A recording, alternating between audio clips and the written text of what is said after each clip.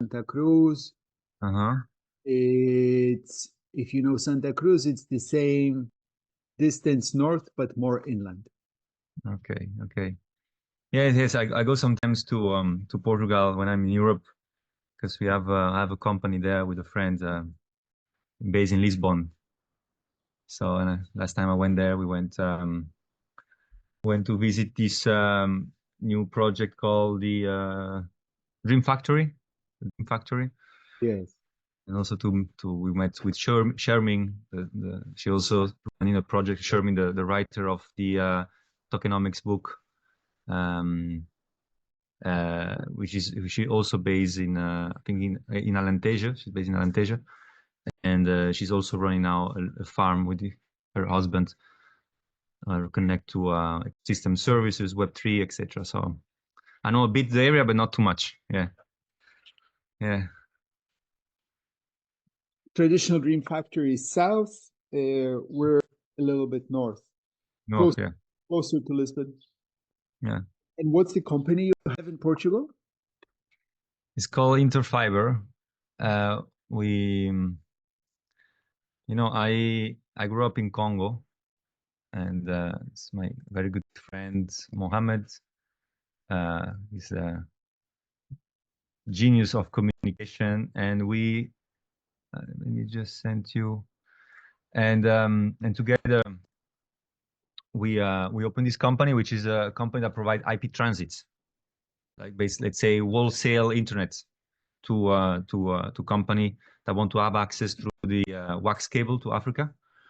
So there is a cable, going from Portugal, where there is a main point, and then goes all the, West Africa up to South Africa.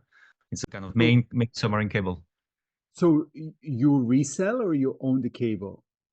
No, we have a license to sell capacity and IP transit for companies that want to have transit to Yeah, Europe. you're trying transit reseller.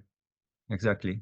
Actually, if you are in Lisbon, you can meet with Mohammed as well. He's a very good friend of mine, very open, and then Mohammed has a ISP in Congo, right? ISP, which is the internet service provider, right? Sells to customers, companies, etc.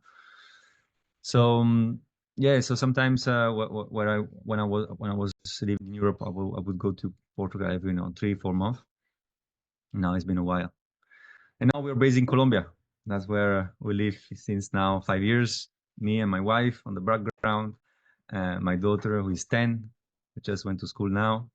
We moved to Cali, and now we are in La Sierra Nevada de Santa Marta, which is the north of Colombia, which is the highest mountain near to the sea, the highest coastal mountain in the world. So you have Nevada, you have snow, a glacier, permanent glacier, very close to the coast. So you can be in the coast and you can see the glacier. And it's one of the, I think, only area in the world where you have 4 ecosystems co-living together. So you have the desert, you have the coastal ecosystem, the mangroves and all that. You have the dry forest, which is the main ecosystem, and you have the humid forest and the bosque de nieve, which is more kind of rainforest, and the glacier. At one couple of hours distance from one another. That's why the indigenous people here, they call it the heart of the world. Like this is the heart of the world, and it's very special place from a cultural point of view, from an ecological point of view. It's very special. So yeah, we are based here now. So tell me more about your project. I was very interested about region tribes, but also about what I read on your profile about this project regarding to protecting forests for 1,000 years, connected to arts. There's a lot of overlapping on what we're doing here. So I'm hungry to know more. Yeah, so Eternal Forest is the project. I'm an ambassador for it. I should. It's my wife's project, and the idea is to create a new narrative around human, to support the creating a new narrative around humans' relationship with the forest through bringing in art, community. Let me see if my wife is available. Mhm.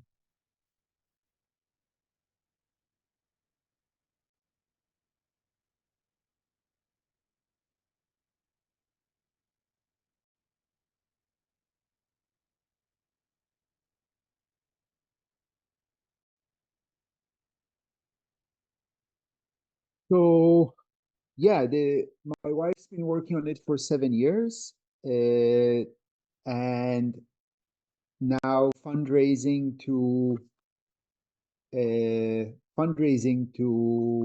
build a global organization to enable projects around the world to become part of the Eternal Forest Network and level up their community engagement, bring in art into their project, into their narrative. Very interesting. And in where are you have been launching some pilots in Portugal? Where have this project started? So there is a few 5 or 10 projects that want to become part of the network in Portugal, but we are fundraising for the project overall in order to create the capacity and build the team to be able to support them and to get this started. So Well, yeah, what are the criteria to enter the project? what are the, say it again? The criteria if someone wants to join. I mean, it's for a project to join, it needs to have land and be interested in long-term protection through community engagement and art. Do you have developed or you're using some of the available reserve legal framework for land tenure that exists in Portugal to be able to protect land? So we are exploring this. It's different in different areas. For me personally, and I don't speak for the project, I speak for myself. If we're talking about 1,000 years protection, what I think is important is building the community's love and engagement with the forest. Because states don't last 1,000 years, you know, and you can put in as much legal protection as you want, but the second that the state starts to wobble and fail, right, because of corruption or whatever ways, the forest goes, right? So that's why building up the community which strongly protects the forest is, I think, so important. Because if you have people on the ground who are there caring for the forest, that's what will protect the forest in the long run. I agree. We need to create those legal framework from in the private sphere, in the common sphere, just to have those protocols that enable the commons, all of us, to relate with the common asset, which is nature. So yeah, I agree. We need to go beyond the states to create new framework. Sometimes for an availability of resources or time, we might adhere to a temporary states reserve model, but then the idea is to go to a common land model, and where we need always to think how we can create this loving or this, I call it to merveille. So me réveiller, how to say in English, that this kind of thing is of having own on nature, right? And this is what creates the bonds. Because I think maybe the word in English you're searching, AWE. exactly. Awe and love, yes. Well, I love because the crisis of today is a lack of stewardship. It's a lack of care for nature, and the care is created through this awe. Awe creates care. So an art helps us create this care. So it's very interesting and very connected with what we're doing. Maybe I can introduce you a bit Oh, please, what please. we're doing right now. So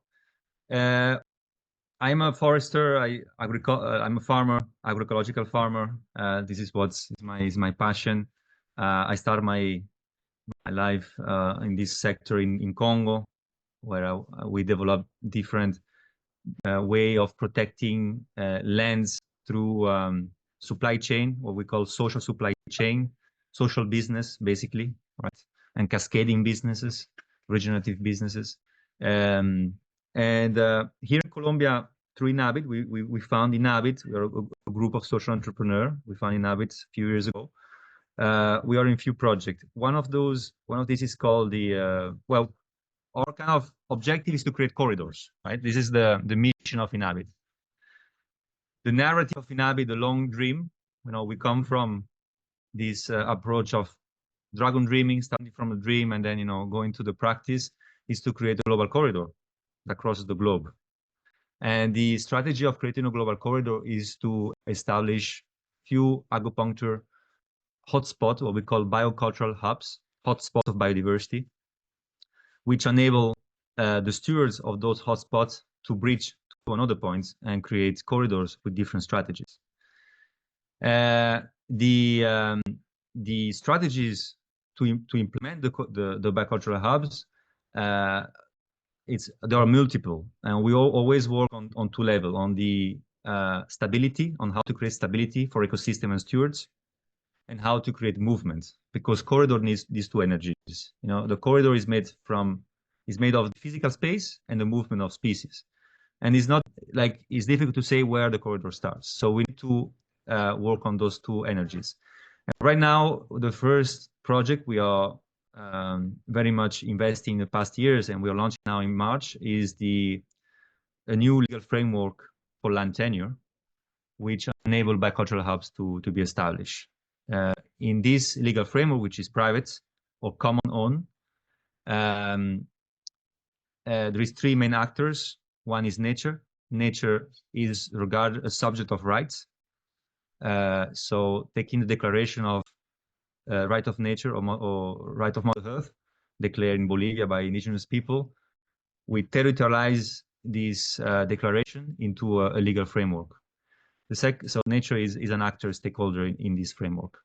Then guardians, people that have a commitment, knowledge, and vision to be guardian of a hotspot, a biodiversity hotspot. They receive permanent usage right and governance. So there is a split in between the two rights around land, which is the dominio, the patrimonial rights, who owns the land and who can use the land. Who owns the land is taken out because it's something that has been created by us in recent history and is given back to nature. So basically, it's custodied by the foundation. There's a foundation, which is the Inhabit Foundation, who is the vehicle of the legal framework and is in custody. The framework, the foundation takes in custody the land titles just to provide it to nature according to the land, to the many contract and legal instrument that are established. And the guardians receive user rights. And the third actors is people that want to support, which through blockchain we are issuing an NFT. So it's four actors because the foundation is also an actor. Yeah, the foundation is a vehicle, but it's not a stakeholder. So there is the land, and there is three actors, and a land tenure defines a relation between actors and the assets, right? So the foundation is just the vehicle. So the NFT stewards there is a contract, membership contract, which is signed between the foundation and the NFT stewards through blockchain. Is a tokenized membership contract. The land also is geolocalized. There is many instruments of security and trust which are created, and NFT stewards receive permanent stewardship rights. That means that they are guarantor of the legal framework. So if something happens in the future, the foundation dissolve or some of the relation are in danger, they are the one that come in and have governance to know where the land goes, right? So now we have many people, all of us, that finally become, guardians of our own health. And it's a trust mechanism additional to the stewards. And plus the NFT stewards receive the ability to travel to those spaces, learn, workshop, because if we really want to make the change, if we really want to change land usage, we need to do what we were saying at the beginning. All those people that may be disconnected to nature, through becoming guardian, they can get back and reconnect to nature and really become guardian. Because to become guardian, you need to have to walk this path. So the idea is to have all these hotspots, and then the guardians have 4 criteria to convert the land into a biocultural hubs in 3 years, because the land is not a biocultural hubs from the start. First is that the land must host a biodiversity of the area in plants, like a botanical garden.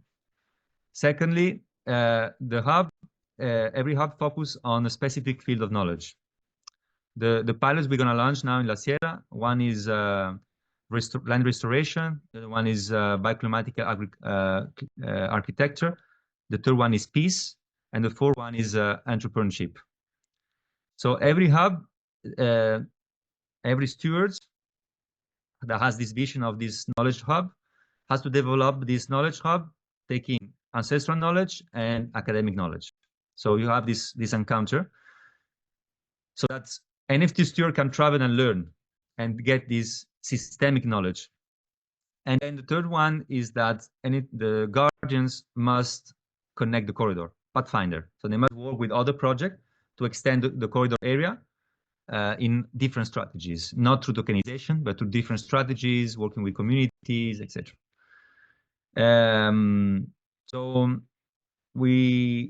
this is one project. The other one is Arte Selva, which in Palomino now, where we have been established in the past year a biological corridor to connect Una Madre Vieja, which is an area with like a mangrove area, to a forest, and through a botanical garden. So we are now 150 species of the dry forest, and we are increasing with different stratas. We are kind of restoring as this land was in the past, and we are working now to make it a common as well, common area, protect area, and we are installing land art. This is my passion, is to create land art in those spaces as way for people to reconnect to nature through art. So we are harvesting the material which are closest to the place, the natural materials, vines, etc., and we are creating things and install it in the conservation area. And our dream is to have una fábrica del arte, which is like a space where young people can create this art and then install those art in different conservation area here in La Sierra. So this is a bit what we're doing, and apart from that, we are building our own community as well. So this is my personal project where we are building our own hub, biocultural hubs in Palomino, where we are stewards. So we have the land, we bought the land, and we're gonna tokenize a part of it to become a common, and this is a more kind of long-term project. So yeah, this is what we're doing. Sounds really amazing. I mean, I will connect you and need to set you up with a call with Evgenia, who is the founder of Eternal Forest, because I think there's many connections. Would also very curious about your fundraising model, and maybe you could advise Eternal Forest, because the idea is there. There's lots of people that are interested. We need the initial funding to start the organization and start things moving. We have started a fundraise through selling art. I think a interesting aspect that Eternal Forest adds to the idea space that you had is creating experiences which connect people to the land. And I think for me also designing in the land and shaping the land in such a way that there are places where people can have an experience of connection, where people can conduct weddings, funerals, in many cultures, the forest used to be a temple. Mhm. So I think, yeah, in creating and extending the ways that people can connect with the land is very important. So at what stage is your project? Yeah, I'll tell you now. I send you church forest. I don't know if you know the church forest of Ethiopia. For me, it was I a very source know of of them, but also if you look at sacred forest, it existed, there still exists in India. Yeah, the church forests in Ethiopia are beautiful. But it's an idea that existed in many cultures. In Slavic cultures, they used to have a sacred forest. In India, they still have, rapidly disappearing, but they still have sacred forests. In Greek, they say in ancient Greek, the original word temple was for a piece of forest that was walled off and used for special occasions. So, this idea of a part of the forest being sacred space is really ancient. There's really, and we feel this, right? We go to certain spots in the forest and it feels different, it feels special. One of the Mm-hmm. amazing things that I read once is, I think it was chimpanzees, and the chimpanzees, I think, some of the more studied monkeys, and they observed them, and there are certain parts in the forest where they went through, they became quiet and had a certain reverence to the space. Mm-hmm. So it's Amazing. quite possible that this idea of experiencing sacred space, it's not just human even. It goes much deeper than that. Yeah. So yeah, I mean, I think it's all part of the bigger, in many ways, I see the situation where humanity is at now is of rebuilding our relationship to nature, to Gaia, to the environment, with whatever vocabulary you want to use. Mm-hmm. And different projects like yours and Eternal Forest really brings in the angle, creating spaces for community engagement Mm-hmm. into the equation. Mm-hmm. Yeah, absolutely. Absolutely. And then I'll tell you a bit more about also other feature. But to answer your question about where we are now, we are in a very final stage. Um, we we have all the back end ready. We have our own token ready. Through in Silo, we are building Silo. We are now in test nets, just waiting for the page to be ready to go in mainnet. Um, we have also a distribution partner. We are only now finishing our web page in React and the checkout to enable people to purchase either with blockchain or credit card the membership. And we are finishing the artworks because the one of the narrative we always work in the narrative of the dream of the utopian action, the utopic space, which is also part of a sacred forest, I think, to create spaces that exist in the real world but behave differently, to have an utopian action, espace hétérotypique, like Foucault was mentioning, is that the dream of Inhabit is this corridor, and the story says that at one point those lands, those gardens, there is so much movement of people and species and knowledge and seeds and energy that the gardens start moving, and this phenomenon will later be called migratory gardens. And so the migratory gardens is a powerful concept because it explains how a corridor is created. We need movement, not only spaces. We need people to move energy, move physically. So every membership, any NFT has a piece of art, which is a migratory garden and like a floating island, which with the exact canopy of the area, which I know very much, all the plants, etc. And a symbol, which in this case are animals, endemic animals of La Sierra, which transit near the land. And every animal represents a level of care, of stewardship differently.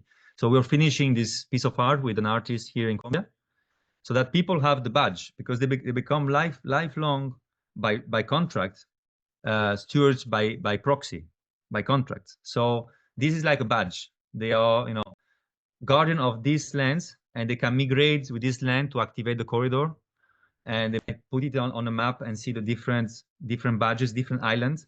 So the migratory guard narrative, and also the example of a bit like you're doing with Sacred Forest, Eternal Forest, the Suedwindwa corridor here in Palomino, which is it's a urban corridor. There is five patches, and every patch will be like a micro mundo, micro world with art, etc. So people can move to one patch to the other and change reality. And these are migratory gardens. So we are always working with different angles with the idea of migratory gardens, which has sense from an ecological point of view, like from a dream point of view. And this is where I think we also connect very much with Eternal Forest. So we need to create those experiences for people to reconnect and eventually care for nature. It's beautiful. Yeah. So, which networks are you on? Are you on Telegram or? We are in Instagram, LinkedIn, and that was the question was phrased wrongly. Where is a good place for you to communicate? Right now, WhatsApp. We haven't opened a group for Inhabit yet. Okay. WhatsApp or Telegram? Yeah, if you can share me number. Your WhatsApp or Telegram, then I can start a conversation with Evgenia. Also, yeah, I mean, look forward to, would be happy to support your launch. Amazing. The gathering is, we didn't get a chance much to talk about. The gathering should be coming. I mean, there's going to be one in Mexico this year, and the format is open now, and there's an invitation for people to come and do a gathering wherever they are in the world.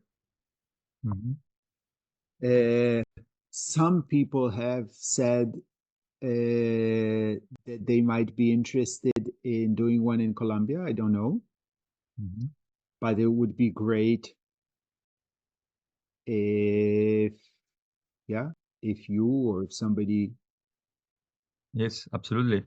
Actually, two of our founder members are in Mexico, in Bacalar. So let me know the dates. They are likely to attend the gathering there. And yes, we can discuss also a gathering here in Colombia, definitely. Yeah, it'd be great. It's a great opportunity to bring people. Yeah.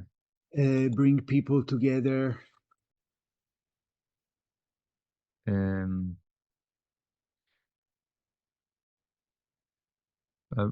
Yeah, the WhatsApp is Telegram is the same number. Yes, let me know more if you have time. If you want to have a few minutes more, or if you want to send me something as you like to let me know more about the gathering. It's something I'm interested. Brilliant. I will add you to the. I'll send you information. Yeah, great. Now, unfortunately, I need to go because I have a next call. That's fine. It's amazing to connect with you. Yeah, I mean, I'm super excited about the work that you're doing. Yes, thank you. And yeah, I think things are about to get super interesting. Exactly. Absolutely. Yes. This is on the one hand, we are seeing a world where there is so many challenges, right? And so many of the old systems are starting to collapse. But on the other hand, there's so many people doing amazing things. And also the fact that things are starting to collapse gives people motivation to look and develop new systems, right? I mean, it's an opportunity. If the old world was if the old world was doing great, then we would probably all be happily working for a corporation somewhere, right? And I always say that, yeah, the crises are needed for that. It's a great opportunity. From now to 2030, it's a great opportunity. We have to take it to create new ways, new models, new way of living, and inhabit land and care for nature is the right time. yeah, and why do you say 2030 specifically? I'm curious. Because for many, it's a bit a turning point from a science point of view for collapsing of life supporting system of Gaia, but also from some indigenous people and some more from a spiritual point of view. It's quite interesting. Actually, more time we're going to talk about that, but there is a group of indigenous people, the 12, which are organizing activation of points for the next 5 years, according to the year, to the type of the year of the water. They're gonna activate lagunas and water areas in the world. The year of the fire, they're gonna activate place of volcano, place of heat in the world. So there is a spiritual work which is ongoing from a point of view of connecting and rebalancing Earth from a spiritual point of view, and this is done now, like l'Oficina del Futuro. I'll tell you more next time. I have now a meeting with one of the coordinator of this project on Wednesday, on Thursday this week. He lives here in Palomino, and so yeah, that's why I think there is this, and I think also it's good to have this to have dates. He puts us some pressure in a way. Hi, I will leave you with Hey Bart. guys. Hello, Bart. How are you? Yeah, I'm good. Take your time. Meet amazing women. Can you do a elevator pitch introduction of what you're working on, Luca? Okay, yes. I'm Luca. I'm based in Colombia, in the north of Colombia. Our organization is called Inhabit. It's both a foundation and a company. And we enable corridors. We enable corridors in many ways. Right now, specifically Green corridors? corridors, ecological corridors. Yeah, green corridors. Yeah. So we do it physically, right? Here in La Sierra, taking lands and protecting land and reforesting, but through an ecosystem approach, restoring the ecosystem as it was before. Also including land art to enable conservation awareness through art. And we develop different tools, regenerative tools, to enable the corridor to happen. Normally, there are tools either that create stability for ecosystem, legal stability, ecological stability, or they create movement, transformation, and activation. So right now, we are launching our first stability tool, if you like. We like to call it in this way, at the end of March, which is a land tenure model, which enable to purchase land, protect land, provide right to nature as a main stakeholder, and to provide land security to stewards, permanent land security to stewards, and to enable people that support through an NFT, people that support to become steward by proxy. So people will be able to support initiative with the money. The land is purchased. There is a 3 years program of restoration of those lands, implementation of what we call a biocultural hub, which are those hotspots of biodiversity, and enable those people that support initiative to become legally stewards by proxy through a contract of those lands, so they can intervene and have a say in a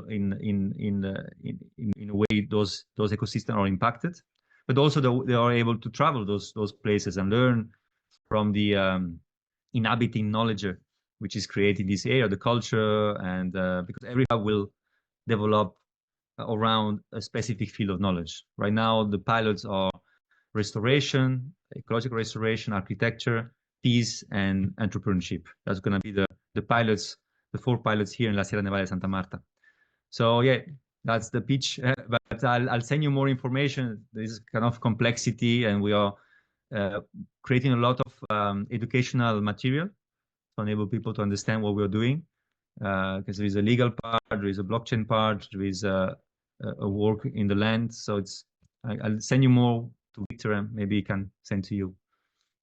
Yeah. All right. Thanks for sharing, Luca. Nice to hear. Yes, thank you. Beautiful work. And